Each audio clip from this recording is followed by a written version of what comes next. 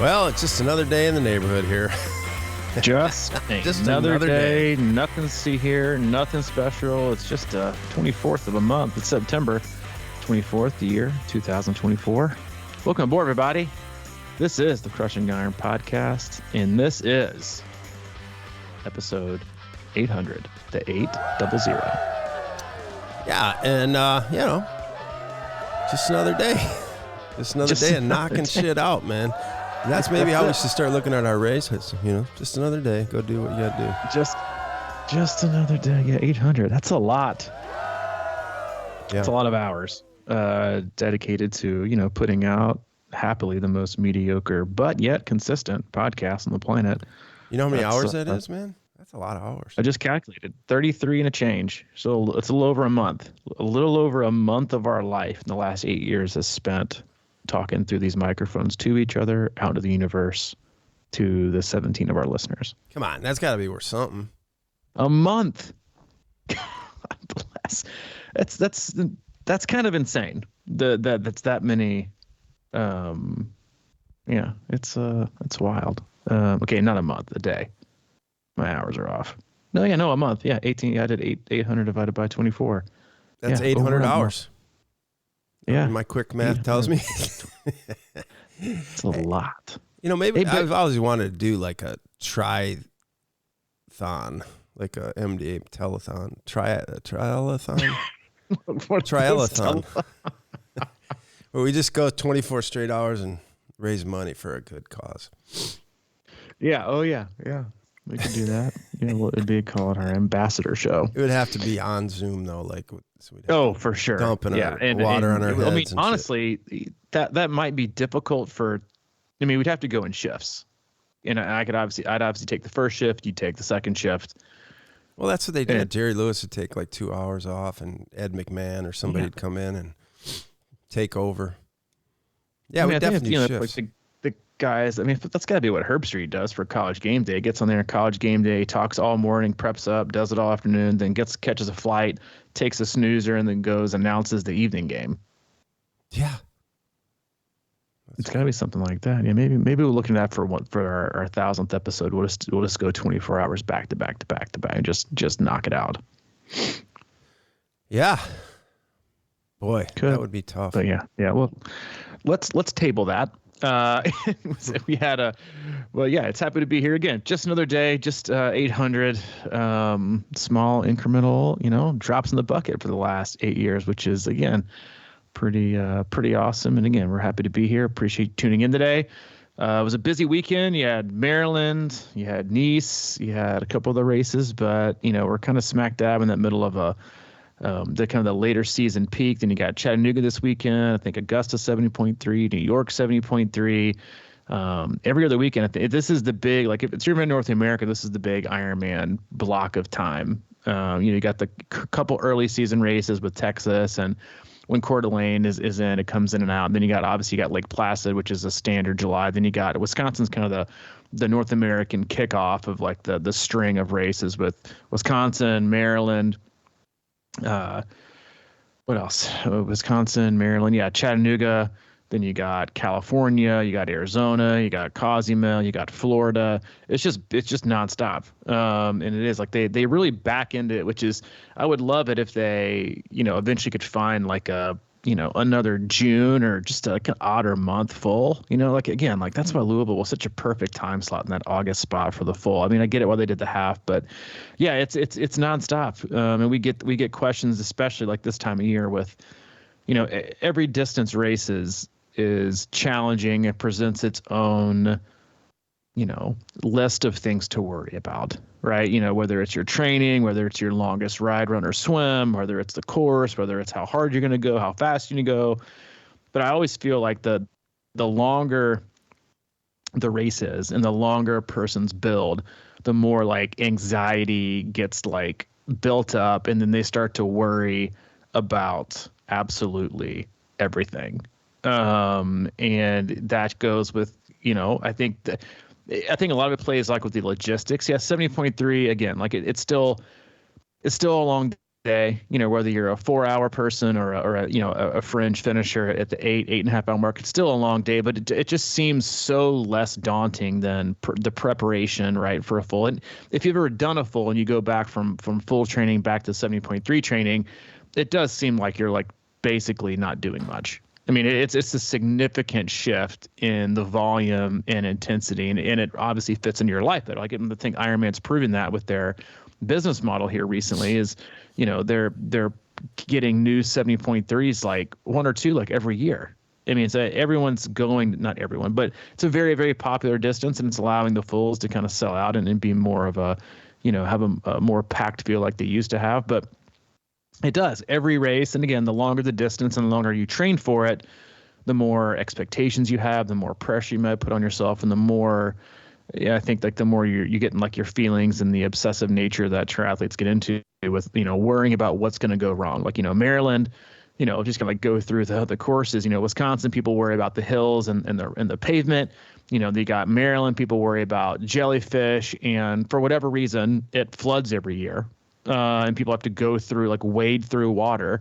Then you got Chattanooga. People always worry about, is the swim going to get canceled because they always get like, a heavier rain this time of year, or it's, or that's going to be flooded, or it's going to be too fast. And then you had the bike course change. You've got Arizona. I don't think they've ever canceled any part of that. So it's a pretty set race. Florida, sometimes the ocean, it gets a little bit angry and they shorten the swim. They canceled the swim. Or shortened it in the last, I think, a couple of times in the last 10 years. Cozumel, they don't cancel anything. But yeah, I mean, it's every race has, I think, kind of those, things to worry about. And, so I think it's a good topic of, how to deal with those and really just how to shield the, one, leave all Facebook groups. That should always be and forever be step one. Leave all Facebook groups. I think that solves legit 90% of the problems. But again, every course is different. Every course has its challenges. I was talking before we went live about the ladies we had in Nice. And they don't live anywhere close, right, to roads that have the climbing or the amount of technical descending you need for a course like that. I mean, the descent at Nice is what you see in the Tour de France when you got these guys flying downhill, going 40, 60 kilometers an hour, taking like insane corners, going fast. And if they go over the edge, we may or may not see you again. And so like when you have these again, and that was kind of one of the athletes said, like if I'd have known how, quote unquote, dangerous or tricky those descents were, I probably wouldn't have done it because you're not going to do well at it. And a race like that, I think for most, it's more about, and similar for Kona, right? You work so hard to get there.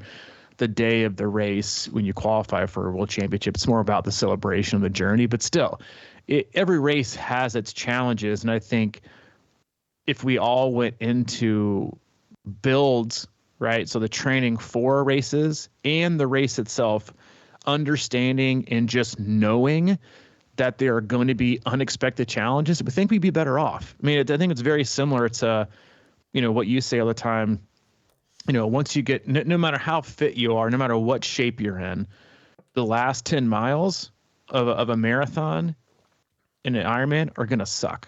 Doesn't matter. Doesn't matter how fit you are.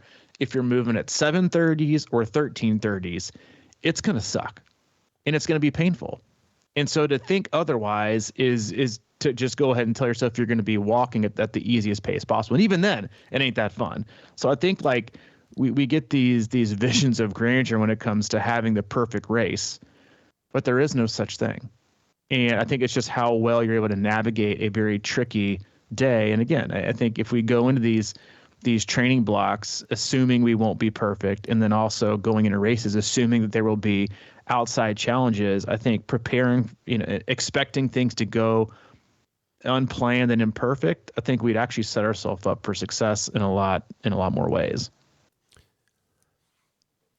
Yeah, it's the lowering expectations, which is a very difficult concept to come to terms with, I think, because especially if you've trained so long and, like you said, the closer you get to the race after a long, long, long season, you want, obviously you want to do the best you can and everything. And I think that like you, I mean, I was just looking at that Maryland stuff this weekend, and I asked you before the show. I said, "Is that from back in a few years ago?" And I guess no, it happened again. But my first thought when I saw that was like, "Damn it! I wish I would have been doing that," because it looked like it's this challenge thing, and it obviously it's going to disrupt your your best time for most people probably. I don't know. I mean, it's probably like the new shit, right? It was probably like not as bad as it, looked. I mean, because you always take a picture of, in the news, they used to go down to these like quote unquote protests or whatever, and they would create the camera angle where they would show like, there's only 10 people there, and they would show the, real tight shot like of everybody. And it was like, man, this place is packed. People are going crazy. So I don't know if it was how much of the course. It might have been the whole course. I don't know. But some people had good time, so I can't figure out. Maybe they're just running with high knees, But it looked like a cool challenge to me. I mean, I remember thinking that back when it happened before. And it does suck because you want to have, this great time and everything like that. And, if I had $1 for everybody who expected something, an Ironman that didn't quite get it, I could be really retired right now. But anyway, be very retired. It's just one of those things. So in a weird way, like at Wisconsin when it rained that year, I got to a mental place where it's like, okay, this is just like, running the run camp marathon that we put on, it's just like a complete grind. It's got nothing to do with anything other than, can you get it done? And then, if the key to me is just figuring out a way to be kind of satisfied with what you put into it. And it's just, I don't know, man. I go Rana. Everybody wants to, I want to be fast. Everybody does, but there's got to be some kind of joy in your life if you don't hit a certain time in Ironman, If that's going to really disrupt how you think about everything, bum you out and shit. That's just, I mean, I've been through it, but I'm really just thinking about that kind of shit a lot of times, because it is such a crazy thing to accomplish. And, when we sign up, we're like, oh my God, this scares the shit out of me. And then all of a sudden, a couple of years later, we just want to like completely own it, like we can dominate, that distance. And it's just so damn hard, man, no matter how you slice it. And of course, every year, certain people have great races, but, it's like I always used to say about, you go out in the bars and you'd see some guy and he's always having fun, but you don't see the other, 18 hours of his day or whatever, or 20 hours of the day. They seem like they're always in a great mood and their life is perfect, but their life is in shambles in the back room. Yeah, exactly. Right. You bring up great points. I mean, and I think one of the most underestimated pieces, we talked last Thursday about fatigue resistance and, just overall durability. And to me, yes, while that's important to train, right, from a physical standpoint, the mental emotional piece to me is where you see the best athletes shine. And, I had this conversation last week. I had an athlete who just did Wisconsin, but was also signed up for Florida. We had this conversation. She's like, yeah, I'm not sure if it's a good idea or not. I feel pretty good. I think I just want to go and I just want to have fun. And I said, obviously as coaches, you have this conversation every year, multiple times. I have this conversation every year, multiple times, about, how well or unwell placed races are within a calendar. And I just said, I get that you want to approach your full and just want to have fun, but fulls aren't fun. There is nothing fun about the full. Like the morning of, when the music's jamming and everybody's in a great mood and nothing has happened, like the 10 minutes before your race starts and the moment you hit the red carpet finish, those are the only fun parts of the day for most people. The rest of it is just really fucking hard and it doesn't feel good. And so what I told her is I said, listen, I get that you want to just go have fun. And yes, do I think physically we can be recovered? We can have, I kind of walked her through like what the training block would look like. I said, but if you go into a full and your attitude is, I just want to have fun, and you hop in the water and it's 5-foot chop and you get onto the bike and as soon as you head out of T1, it's a headwind. The immediate thing you're going to think is, this was a bad idea. I don't know that I had this in me again, because once you're in it, you're in it. And so you can drop out, right? But it's the mental, right? It's the mental piece of having to wade through and just make it through another day. You're going to be miserable all day, right? And yet, even though physically you could do it, what turns that key and what starts that engine from the neck down is what goes between the ears. And if you go into a race, again, expecting to not take it seriously, expecting to not having to dig deep, expecting that your fitness is going to carry you over without being in pain, and you're going to PR because, this, and again, like we see this in races all the time. Like people go into races because, and I also think it's like how Ironman advertises certain races. And then also most athletes, they, again, just kind of like you said, once you do one, the fear factor kind of lessens a little bit, like you've done it. And it's not, I don't think it's people get cocky. I think they just get comfortable, right? You did it once. But it's always interesting. I think if you're an athlete and you've done one, if you would go into every race, especially at that distance, with that same level of like healthy respect and fear of the unknown in your first one, how much better people would be, right? Because you have this like fresh respect for the course and this mental and emotional like sharpness because you've been scared. And I think when you go into training, again, not scared, but knowing that you've got to do your best, and you're most people are less likely to miss sessions too in that first, because they think every session matters. And so again, when these things change, or you go into courses like Chattanooga, and it's a downriver swim, I don't have to swim that much, and then which is always funny to me, like people who pick those races, like, I don't have to swim much, and then they just absolutely pitch a hissy fit when the swim is canceled. And I'm like, wait a minute, isn't that like your dream? I won't get the official race distance. I'm like, well, you probably didn't train for the official race distance anyway. So, but or the bike course changes. Like, life is really, really, really, really hard for most people. Life is full of challenges. It's totally unpredictable. Something happens all the time. Racing is the exact same way. Your training block is the same way. Your race morning, your race week, the race day, everything changes. So expecting it to be hard and expecting it to change should be like the standard, instead of, you signing up for a race a year out and you expect to have the perfect training block, and I got this time in my mind that I think I can do. I think I'm going to average this, then you get derailed and then it's over. Right. And again, I think you'd probably agree, like with the athletes that you work with, the ones that I work with that are able to navigate and pick right back up really quickly are the athletes that get the most out of themselves. Because listen, everyone gets derailed, but it's the ones that get back on track the quickest that are that had the highest success rate. Yep. Same thing, one that goes with the flow. Like, a good example is had an athlete on Saturday who had a long ride scheduled, and they went out and they got a flat tire. They're out in the just ridiculous heat in Austin, Texas, and 2.5 hours just of total clusterfuck.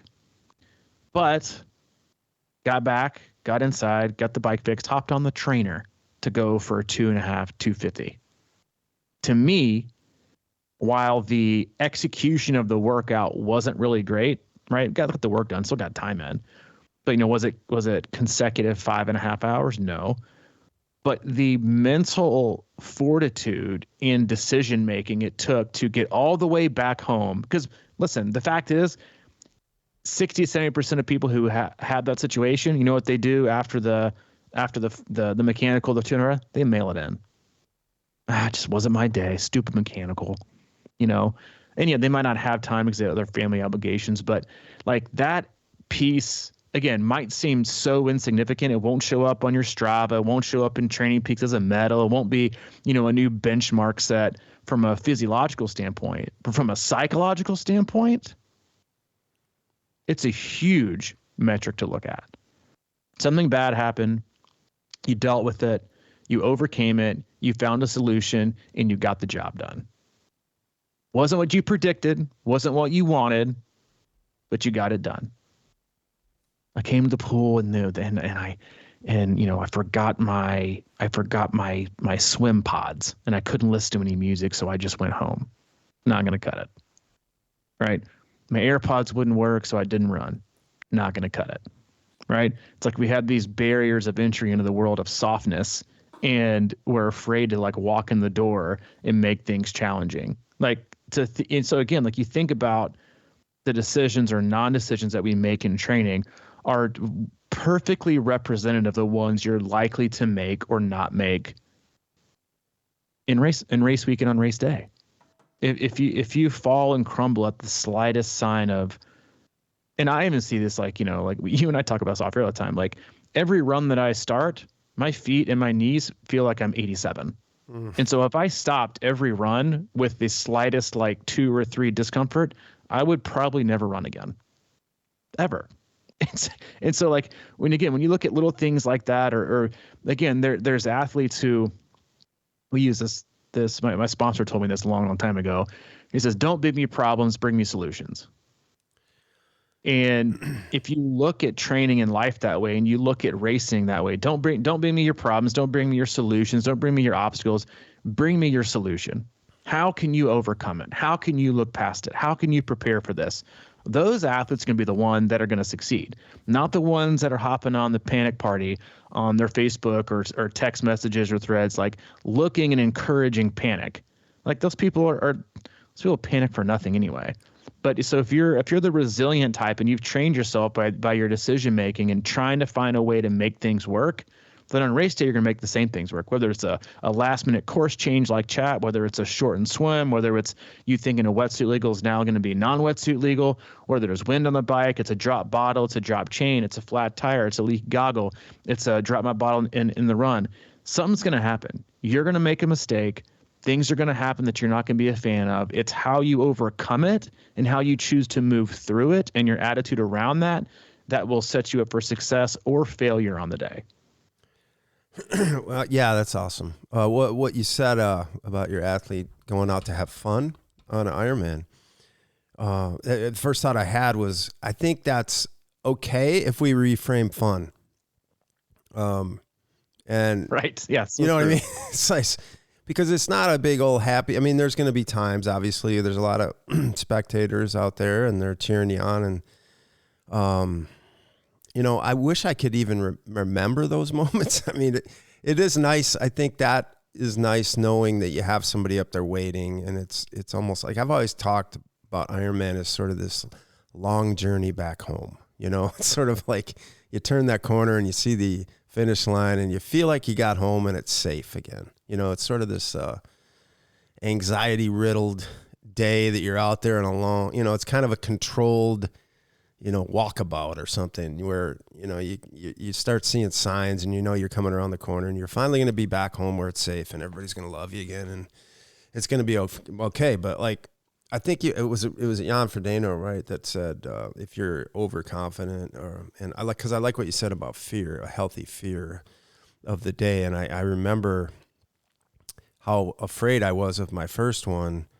And, there's always elements that I'm afraid of. In the second one, I was, Louisville, it was open water, or it was a non-wetsuit swim. It was my first Ironman with a non-wetsuit. So I had that kind of fear. So there was things going on. There's always things going on where I have a healthy dose of fear about it.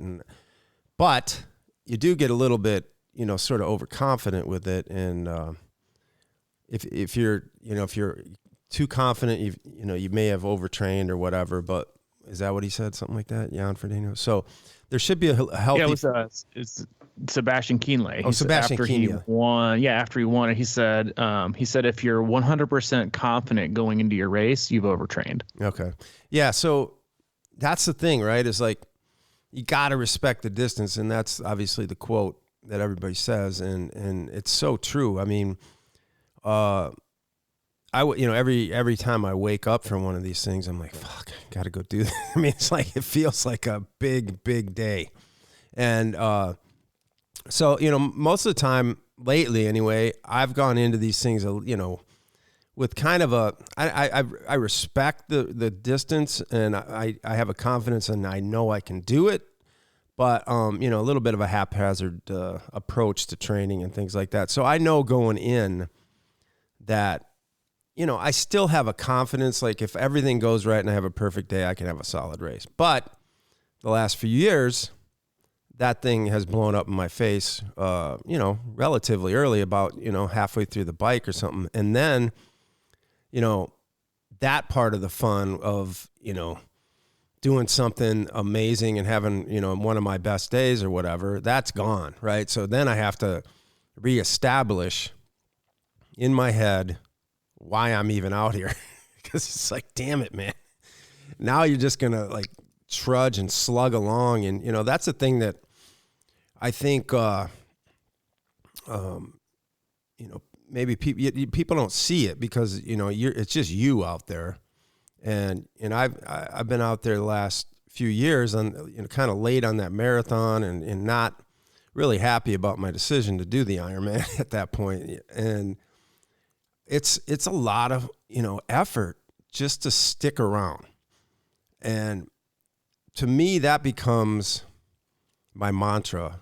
And I think it's all relative too, right? Like you said, no matter if you're going 7:30s or 13s, it's all hard. So at what point are you going to, I mean, like, how much do you have in you mentally to maybe take that 13:30 to a 12:30?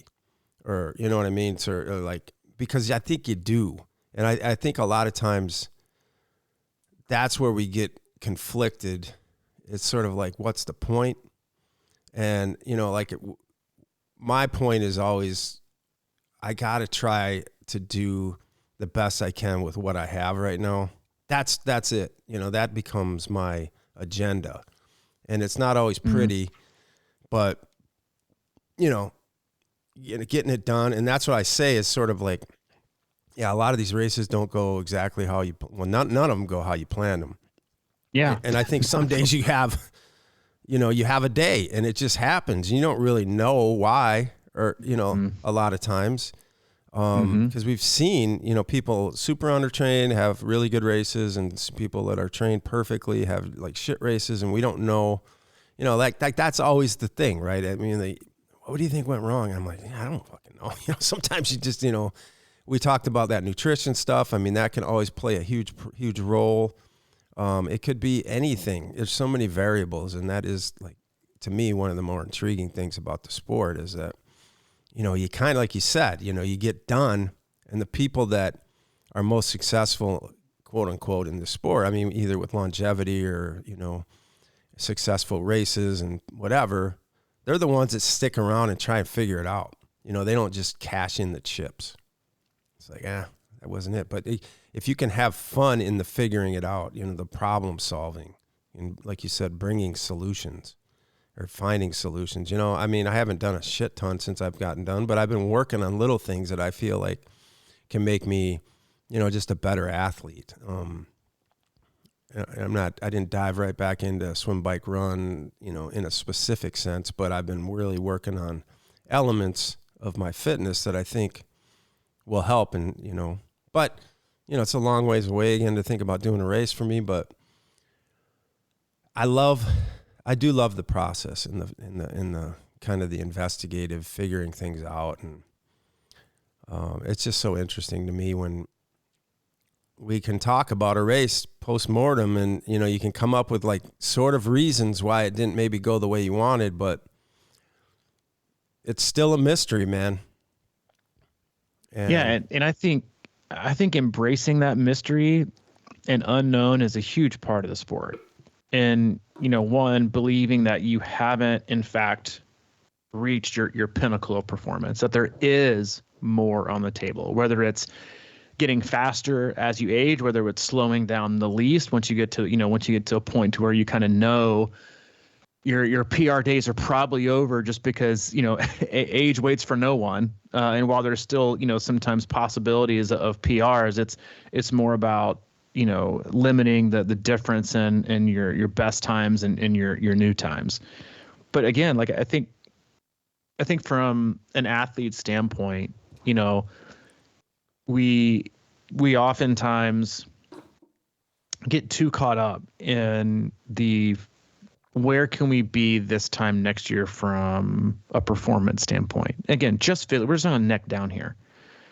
What do I need to work on? What do I need to work on? It's got to be, swimming and cycling and running. Is it, longer runs? Is it, my technique? Is it this and this? And I think a lot of athletes, again, as you, and we always encourage athletes to look at their overall development. Where are they in their athlete life cycle? Are they 2 years old or are they 15 years old? Right? That's a huge difference in how you train somebody. How many athlete years do you have in your body, and how how long have you trained, and your experience before that. And again, like most everyone is focused on the metrics. But if you want to feel like you're really on a good trajectory and you're, again, addressing the things that need to be addressed to make you an overall better athlete, I think more people should be focused and at least entertain the idea of what it's going to take for me to raise my mental game to the next level. Because to me, the physical part to me is the easiest part, right? You go out there, you run for 40 minutes. You go out, you get on your bike, and you follow your social workout, and you're done. Hop in the pool, you follow the workout your coach provides, and you're done, right? You trust the process. But it's that internal dialogue on race day when you're alone. And there's no script, right? You don't have your swim pre-built. You don't have your bike workout pre-built.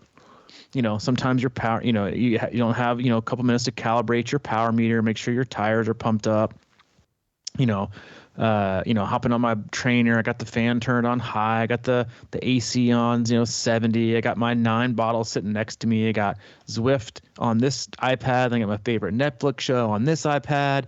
Your runs are in your perfectly controlled environment, either on your treadmill or outside on your favorite route. Race day is the opposite. 1, you're not alone. 2, you're with 2,000 at minimum other people, okay, that are probably all trained, in a cave like you have. And in order to get the most out of yourself, you've got to do things that scare you, right? You can't stay comfortable. You can't always chase the easiest race course possible. You need to chase things that make you better, that create more resiliency in who you are as an individual. The best stories that you hear in life and the ones that people resonate with are the people that overcome stuff, right? They're not the billionaire babies who never have to work a day in their life and just get a check from the time they're 6. No one's like, man, that person's really inspirational to me. No, it's always the people who have overcome something difficult in life. And their life isn't perfect, and you might not want their life, but what you do want, and you do maybe envy or admire, is who they've become and what they have now, having gone through that. You probably don't want to go through it, but if you could say, hey, but the result is it transforms you and hardens you into this, then maybe you might.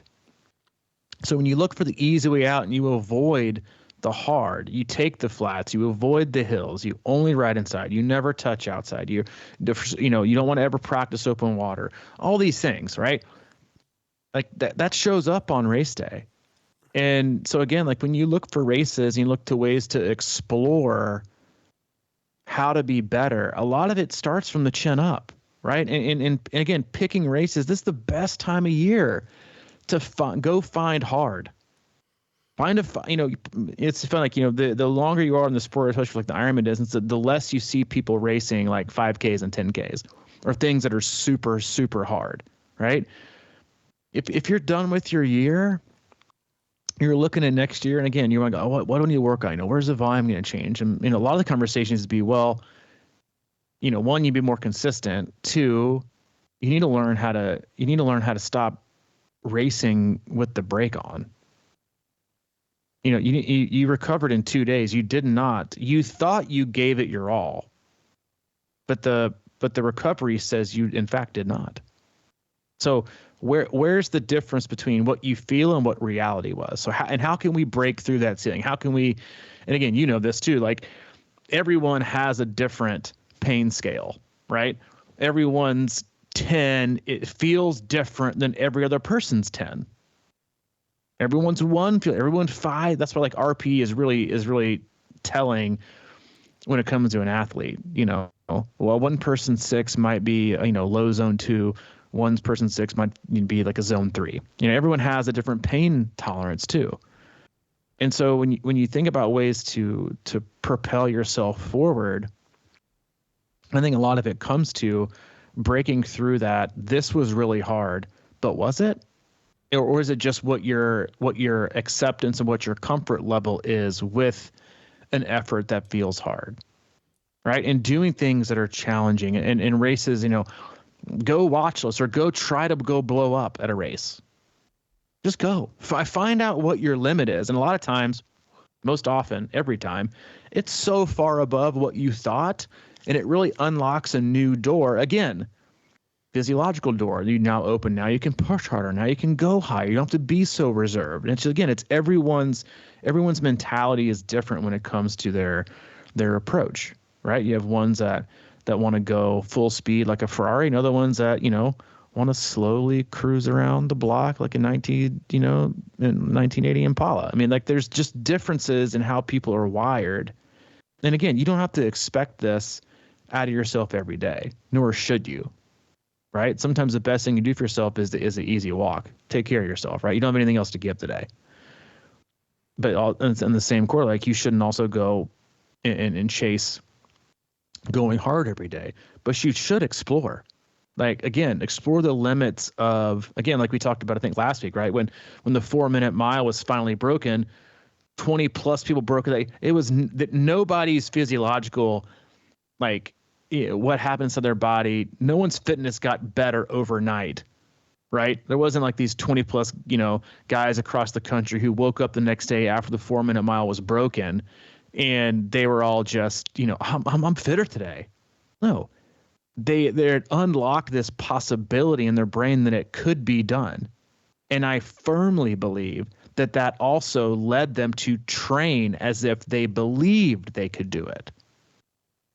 So someone actually unlocked that for them, right? It's the same reason, Kona became so popular, right? You had that NBC, footage of, the crawling to the finish line and these average Joes, right? Making it to the, to Kona and finishing. And you go to, that's right. You go to, into Louisville and you spectate and you saw all these people who look just like me, who sound just like me, whose lives are very similar to me, and they're doing it. They open up, people can also open up doors to convincing you that you're capable of things.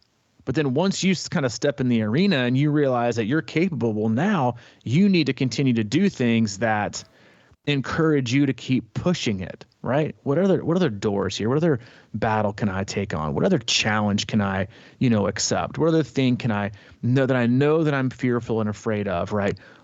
How can I challenge myself? Because that's gonna make me better.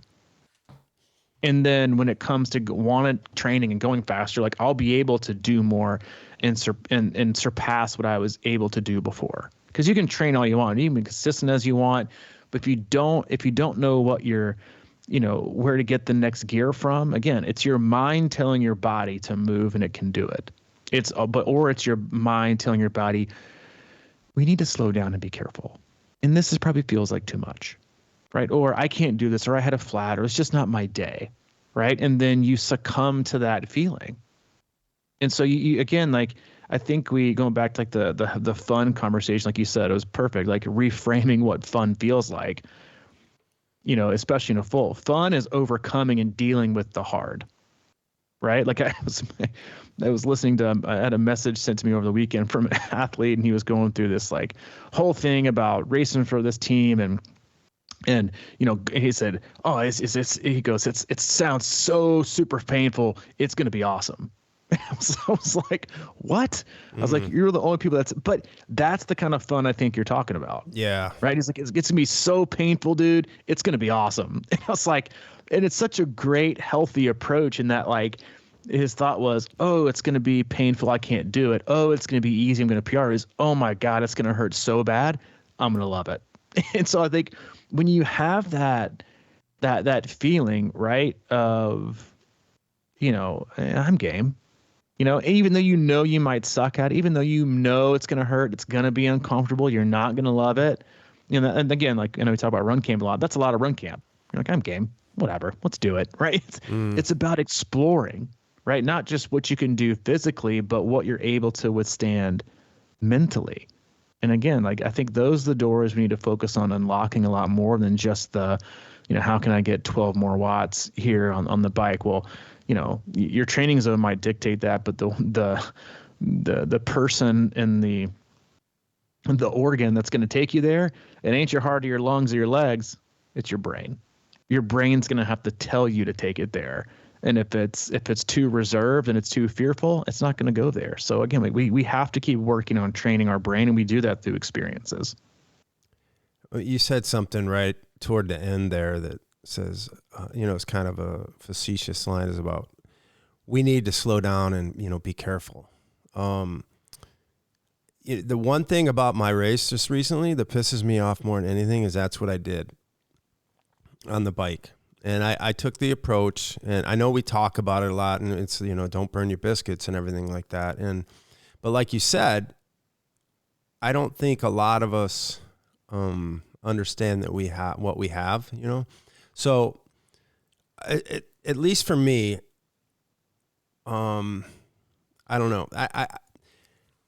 It's never easy out there, right? I mean, like I guess my whole thing is I was a little bit cautious. I wanted to ride that bike in a way so I could run or whatever. And so I tried that, and in my mind, it became more difficult for some reason, because I wasn't riding free or whatever. And, look, I'm not saying you should go hammer the bike. I'm just saying, maybe ride right at your potential. And that's what I always feel like I would always do usually. I've ridden Wisconsin in 6 hours 3 times before, and 4 years ago or something. So I feel like that's feasible. Right now I go out and do a 6:45, and it just annoys the shit out of me, because I'm thinking, well, if I could have knocked 20, 30 minutes off of that bike, I'm sure I could have held a 12-minute pace on that run. We talked about that before. I mean, I just know that the grinder part of me would have pulled that off probably. So, yeah. And we talk about, you said embracing the mysteries of training and everything like that. And I just think that's the essence of it. Right. And also in life, right. It's like, how do you, I'd say reframe fun and sort of look at mysteries and complications and challenges as the fun and trying to figure them out. I think that, I mean, like sometimes I don't even really understand. Well, everyone throws around that word fun a lot, right? What does that even mean? I mean, unless you really, do you know what I'm saying? Because it's like, let's go have some fun or whatever. It's like, all right. So then you go and then you try and manufacture what that is. But is it just like, for me, man, moving is fun. Like I've talked about before, be like, there might not be a happier place for me than when I'm out like running on a trail. Just be kind of lost out Same. there. It's like hard. And it's like you're engaging everything. It's almost like you're engaging your whole physiological system with your mental system, and everything's in your mental system is calming down, and you're just kind of in the moment, chasing, hunting and gathering in a weird way. And then, so it's like that is fun, or is it like, playing a board game? Like it's a different sort of animal, but I think that we chase a different kind of fun in this sport, and I think we have to almost come to terms with it in a way. It's almost like seeking that perfect piece of movement meets serenity. And these are the kind of things I'm just fascinated by, because, I'm going to wake up and have some fun today. It's like, what are you doing? But it's usually kind of like if you're organizing or doing shit, it isn't like screwing around all day. I don't know. I mean, so in a way, I think that's sort of what triathletes are, is that they're kind of, interested in pushing their potential as humans and in physical beings. And it's weird because people are like, well, you're crazy. But yeah, you're like, yeah, this is kind of what I do for fun. I really enjoy going out and swimming, in this lake for 3,000 yards or whatever. And it's just like kind of a zone out, but a physical connection, and your body, you're just in tune with everything. And I think that's what ultimately races offer, but it's a very difficult thing to, quote unquote, master those calm, relaxed, meditative places in a race. And I think that's what we're really kind of searching for. And I go in and out of it a lot out there. But, if you get into this place where, you feel like you're beaten, how do you overcome that? It's like that, you never believe how you feel in a race. And I think a lot of people believe how they feel, because it'll change if you just let it. It can change. I mean, that's the amazing thing about it. How many people I've seen do Ironman, it's just mind-boggling. And a lot of them, probably had no business trying, but they did it, and it's that search, kind of decoding the mystery of all that shit that really becomes the fun. And it's just such a vague concept or something you can't really put your finger on a lot of times, but you gotta just kind of, really just, it always comes back to being in the moment. Yeah, and it doesn't have to be like for something, right? Or a process or a race or a training block or whatever, a day. It's really ever going to be all 100% fun. You're going to have some things that aren't fun, but the process is engaging and fun, and this increases the likelihood of the event or the race being fun, right?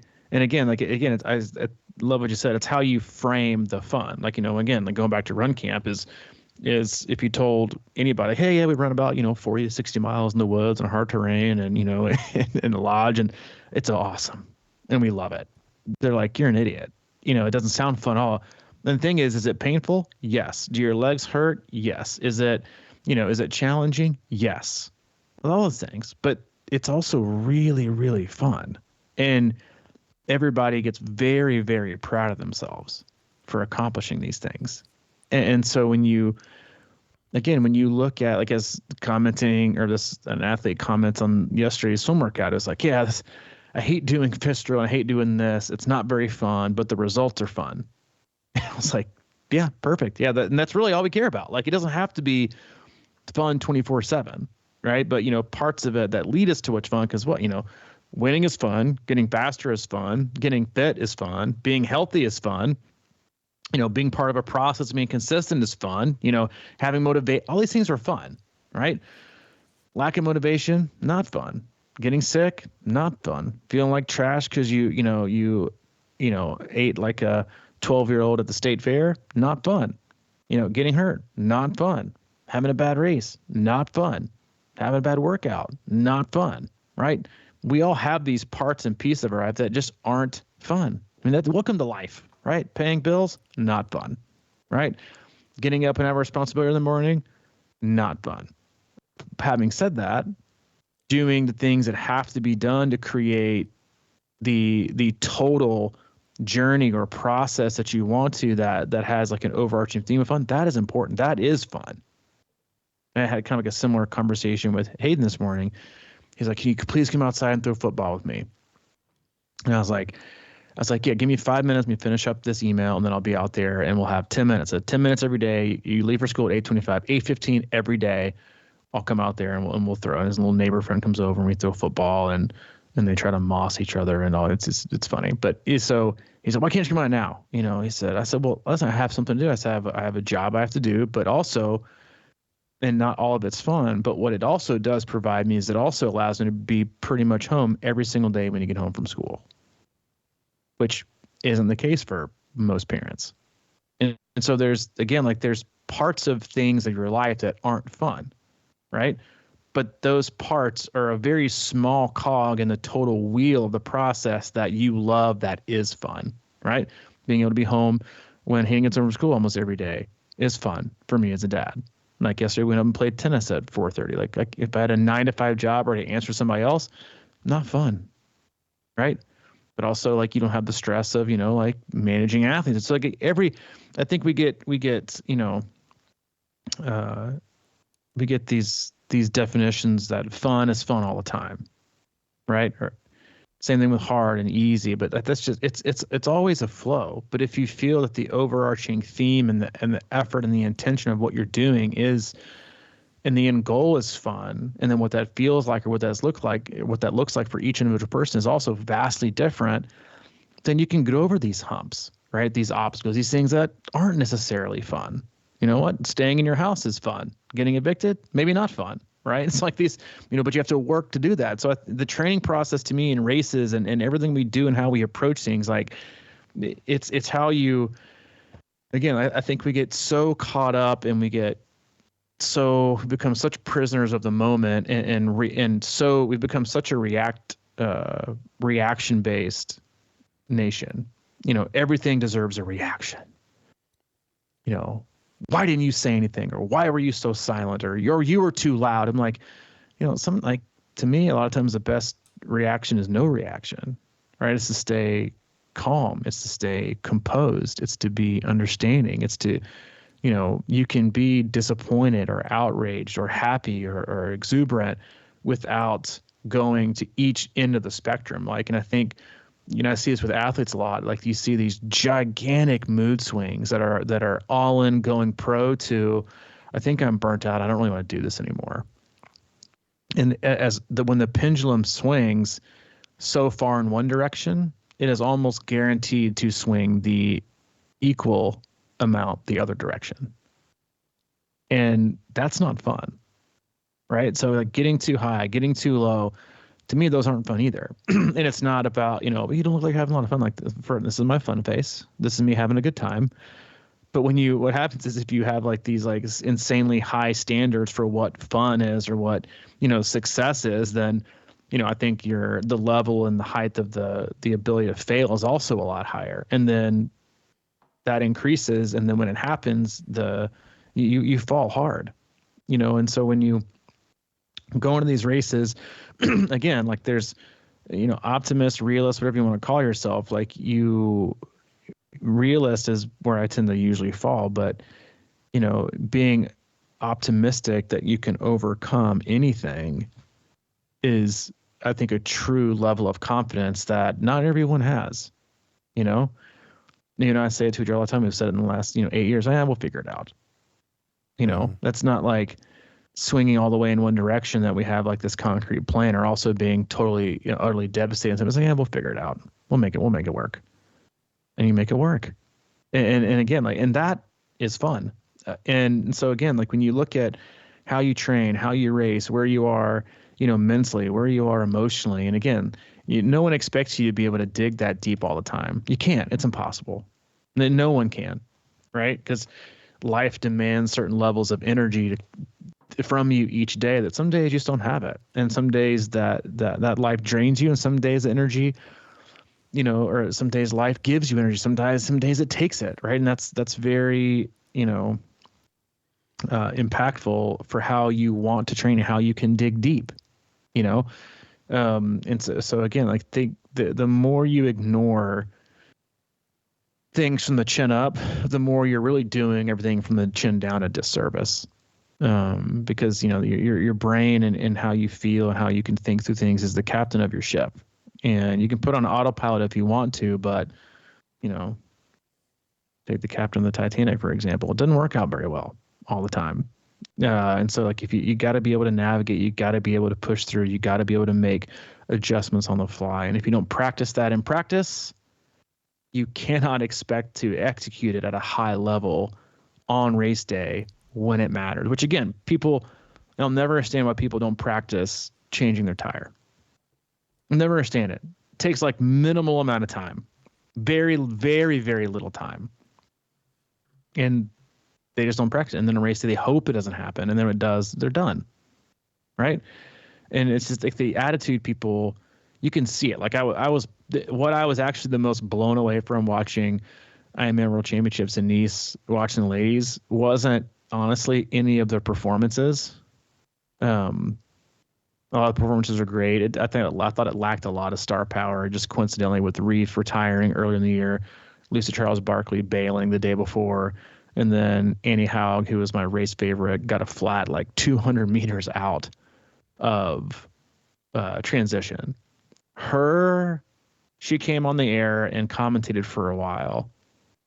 And to me, that her biggest race of the year, to be the biggest, I think the big favorite, especially with Barkley out and as well as she did at Roth this year, it was a course made for her to have that be done 200 meters out of transition for something that was totally out of your control.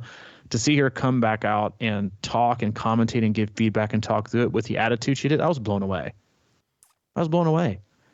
Like most people on a training day who get like a flat or who forget to charge their Di2 or have a semi-bad like 30-minute run and they're just devastated. Oh, it was the worst run ever. Oh, I had to share a lane with somebody when I swam today, or I had to, the Swift crashed, and I'm just super irritated. Like those kind of reactions are the ones that kind of say things are kind of in the wrong place right now. So to see like how she responded to what was obviously a devastating, incident that happened, and how she was able to kind of commentate and talk through and be open about it and like have like a generally, I'm sure, was she thrilled? No. But how she carried herself, I thought was incredibly impressive for such an unfortunate failure on such a big day from probably the biggest favorite. So the things like that to me are just so insightful, and probably also why she's been so successful and been doing this for 20 years. Yeah, it's really interesting. What else you got? 800. We should probably call it early. Give ourselves a 10-minute party break. Head to the break room and grab a cake cookie or something. Yeah, let's go have some fun. Oh, I love a cake. I love a good cake cookie. That is the fun, right? It's like you get a break. Hey, everybody, there's cake in the break room. Oh, finally, I can. I spend 8 hours a day. Like I spend donuts and cake and cookie cakes, and that's all people bring. I'm always kind of like, well, that's because if you're that person that brings like a veggie tray or fruit, they think you're a health nut. I just think it's funny because when I was in corporate, we'd work 8 hours a day, but like there'd be those type of days when it'd be like everybody like, oh, finally we can be humans again and just go down and talk to each other and eat. It's like, what a weird life that was. Yeah. It's but maybe that should be a week of the year. Everyone brings fruit and veggie trays to office and work functions and rooms. No one brings cookie cakes or donuts or brownies or fudge, and see what happens to the earth. No one would show up. No one would show up. You're probably right. No one would show up to work. It's like, I'm not coming today. I mean, what's going to help people work better and not be tired? Enormous amounts of sugar and processed food. That is the ticket. That's how we're going to get our workforce back up and running. I mean, man, when I worked in news, it was you come in the morning and there'd be like 2 boxes of Krispy Kremes on the news desk. And then at lunch, there would be some kind of like, what was the Christie cookies or something. Somebody would deliver some shit. It was always everybody trying to butter up for a publicity story. So there'd always be something in the break room, which was already loaded with like 20 different vending machines of candy bars and shit. And it was like afternoon meetings, just donuts. It was just unbelievable. We need you to jack yourself up so you can finish the job. Yeah, that's right. It was like an Ironman. You go home today. I mean, think about it. That's like an Ironman, really. It's like you get up and you're just jacking yourself with goos all morning. It's like you wonder why. Coffee and goo and, donuts. Yeah, I was listening to a podcast with Tadej Pogačar earlier this morning, and he was talking about when he started to take in like more than 30 to 40 carbs an hour, and he was trying to get in like closer to 90. He said after every stage that year, he would just go straight to the bathroom and shit his pants. Really? Because he was taking in because he was just taking in so much junk. It took him to get used to it. Yeah, it's just, listen, man, it's an interesting world we live in, dude. That's an understatement. That's an understatement. Yeah. Interesting and understatement. Well, that is it. We made it. Yeah. Just crested over an hour with a little bit of backyard chit chat. As always, love you guys. We appreciate it. We'll talk a little more in depth on Thursday about Ironman Chattanooga. Ridden that highway hundreds of times when I lived there, so we can give a little bit of insight. Again, hope you guys enjoyed today and have a good week so far. As always, go to our website, c26triathlon.com. It is our one-stop shop for all things coaching, camps, and community. If anything from Mike, he's available. Mike at c26triathlon.com. If you need anything from me, I'm also available. Robbie at c26triathlon.com. All right, man. I'll see you on Thursday. Thanks, dude. Check it Thursday, dude. Yep.